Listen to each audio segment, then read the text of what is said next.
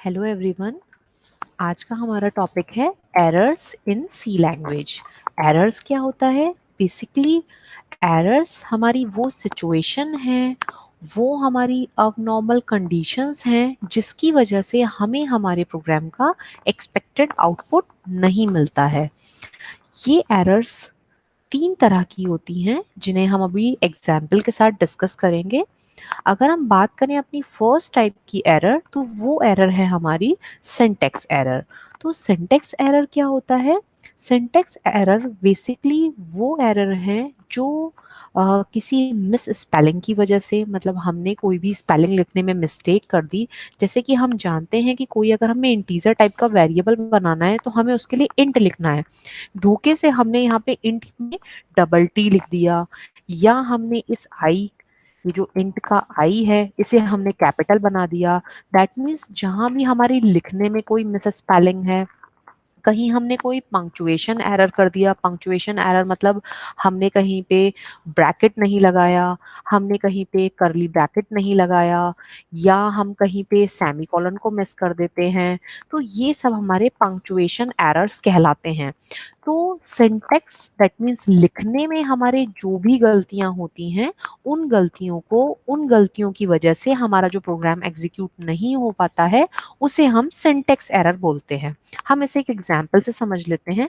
जैसे कि मैंने एक यहाँ प्रोग्राम बनाया है जिसमें मैं एक वेरिएबल ले रही हूँ, उसकी वैल्यू को हम यूजर से मांग लेते हैं, या हम एक सिंपल प्रोग्राम बना लेते हैं जिसमें हम एक सिंपल सा एक मैसेज हम यहाँ शो करना चाहते हैं। हम सिर्फ अभी इस प्रोग्राम में हम समझना चाह रहे हैं कि सिंटैक्स एरर बेसिकली क्या होती है। मैं एक मैसेज यहाँ प्रिंट करना चाहती हूँ, हेलो। हम सब जानते हैं हम प्रिंटफ में जो भी मैसेज लिखेंगे वो मैसेज हमें हमारी स्क्रीन पे शो होता है। बट अगर किसी भी वजह से, किसी गलती की वजह से, या हम भूल जाते हैं, हमने यहाँ सेमीकोलन नहीं लगाया, तो ये क्या है? एक पंक्चुएशन है जिसे हमने मिस किया है, लिखने में हमने कोई गलती की है। इसी टाइप की एरर को हम बोलते हैं सिंटैक्स एरर।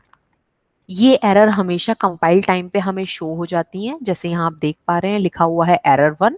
जैसे ही मैं की को प्रेस करूंगी तो मुझे इसका मैसेज मिल जाएगा कि ये कौन सी एरर है। यहाँ लिखा है स्टेटमेंट मिसिंग, मतलब कुछ मिस है। और क्या मिस है? सेमीकोलन। कहाँ पे? मेरे 10 नंबर के स्पेस पे मुझे यहाँ पता चल गया कि यहाँ पे मेरा सेमीकोलन मिस है। मैं इस सेमीकोलन को लगा दूंगी तो ये एरर मेरी रिजॉल्व हो जाएगी। ये इजी होती हैं, इजी टू फाइंड है, क्योंकि हम आसानी से इन्हें खोज पा रहे हैं, क्योंकि हमें इसका एरर मैसेज मिल रहा है। तो ये आपकी पहले टाइप की एरर हुई, सिंटैक्स एरर।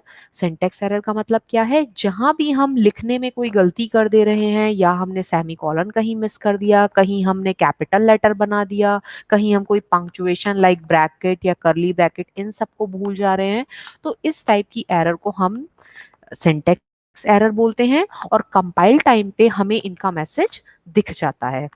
अब हम बात करते हैं अपने दूसरी टाइप की एरर की। अगर हम सेकेंड टाइप की एरर की बात करें तो सेकेंड टाइप की एरर आपकी होती है लॉजिकल एरर। अब लॉजिकल एरर क्या है? सबसे पहली बात, लॉजिकल एरर के कभी भी हमें मैसेज नहीं मिलेगा।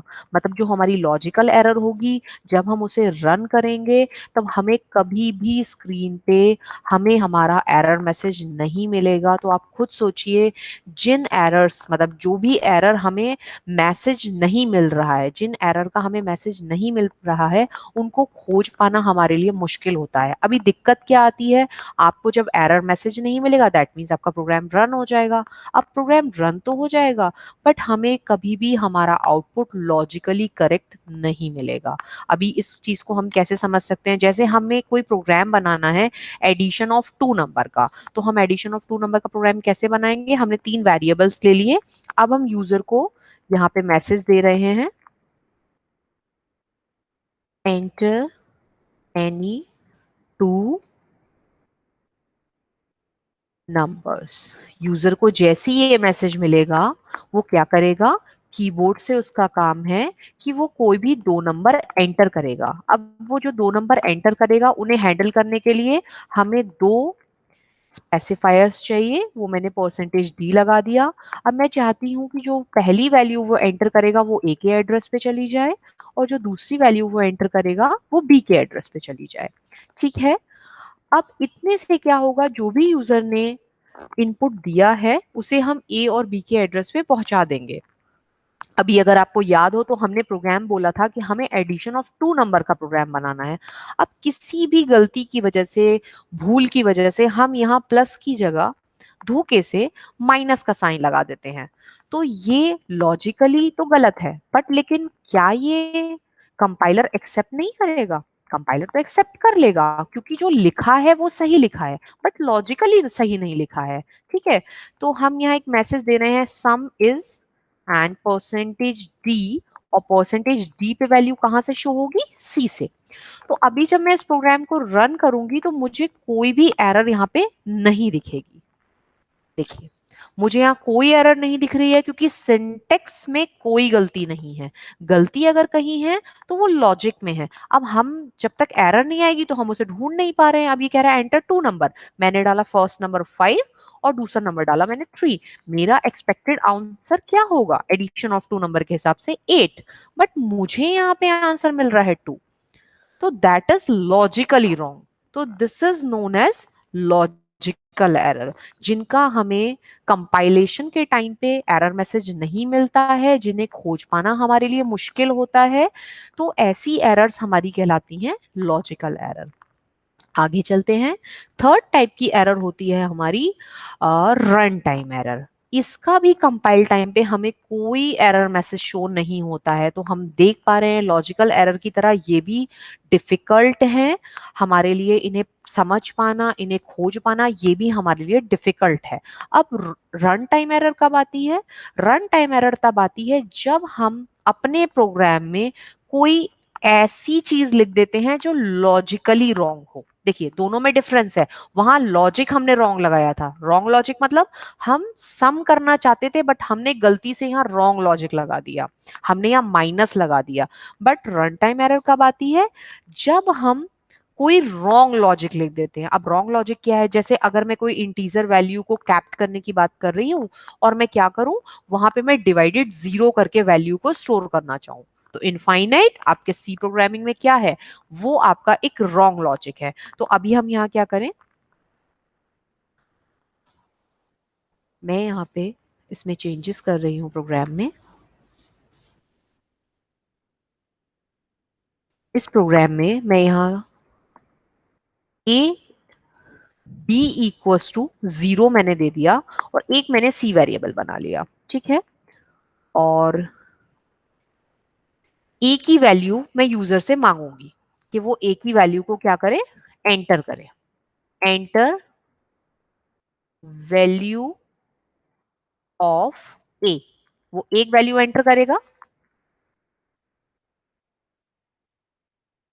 तो भी वो वैल्यू एंटर करेगा उसे हम ए के एड्रेस पे पहुंचा देते हैं। ठीक है, अभी मैं यहां थोड़ा सा लॉजिक चेंज कर रही हूं। मैं यहां क्या कर रही हूं, C equals to A by B.